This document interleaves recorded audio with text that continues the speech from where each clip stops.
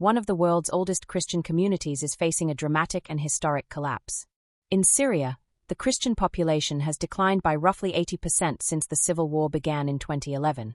Before the war, Syria was home to an estimated 2 to 2.5 million Christians, about 10% of the population, including around 1 million Greek Orthodox believers. Today, estimates range from 300,000 to roughly 579,000 remaining inside the country, with many reports citing 500,000 or fewer. These are not recent converts. They are communities that have existed continuously since the Apostles. Syria is one of the cradles of Christianity. The faith took root in Damascus, where Paul was converted, and Antioch, where believers were first called Christians. For nearly 2 millennia, cities like Damascus, Aleppo, Homs, and Malula preserved ancient liturgies in Aramaic, the language of Jesus. Today, the population inside Syria has plummeted. Organizations like Aid to the Church in Need and other monitors estimate it dropped from about 2.1 million in 2011 to around 300,000 to 540,000 by 2024 to 25. Open Doors, a leading persecution watchdog, puts the current figure at about 300,000, 1.3% of Syria's population.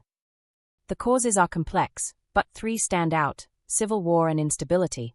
The 2011 to 2024 conflict shattered the country.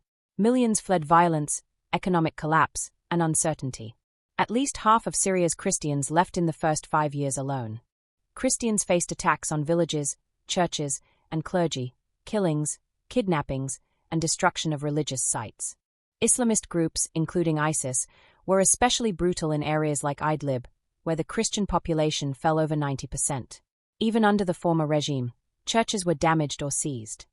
For most, emigration was the primary driver, not always direct persecution, but the search for safety, jobs, education, and a future.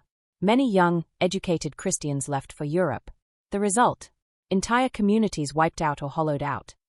After Bashar al-Assad's regime fell in December 2024, many hoped for stability. Instead, the new transitional government led by Hayat Tahrir al-Sham, with al-Qaeda roots, has brought fresh uncertainty. Syria jumped from 18th to 6th on Open Doors' 2026 World Watch list, the sharpest rise anywhere, due to spiking violence. Key incidents include the June 22, 2025, suicide bombing at Mar Elias Greek Orthodox Church in Damascus, claimed by ISIS, killing at least 22 to 30 worshippers and injuring dozens. Reports of massacres, church robberies, and burnings in areas like Suwaida and coastal regions targeting Christians and other minorities. Church leaders describing systematic massacres, looted monasteries, and authorities failing to protect minorities. Those who remain, many elderly, face daily fear.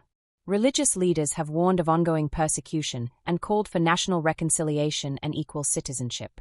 Yet resilience shines through public demonstrations, defiant Easter chants, "We do not fear your death threats," and leaders like Patriarch John X declaring, "We are not guests in this land. We come from Antioch of the Apostles." This is not just a Syrian story, it's a global cultural loss. The disappearance of these communities would erase ancient liturgies still sung in Aramaic. Syria's Christians are not statistics. They are the direct descendants of the Apostles' mission. The future hinges on long-term political stability under the new government, including real security and protection for religious minorities, and whether refugees feel safe enough to return. For now, the trend remains deeply alarming. An 80% decline in just over a decade is the slow erasure of a 2,000-year-old civilization, unless conditions change dramatically. This is not just demographic change.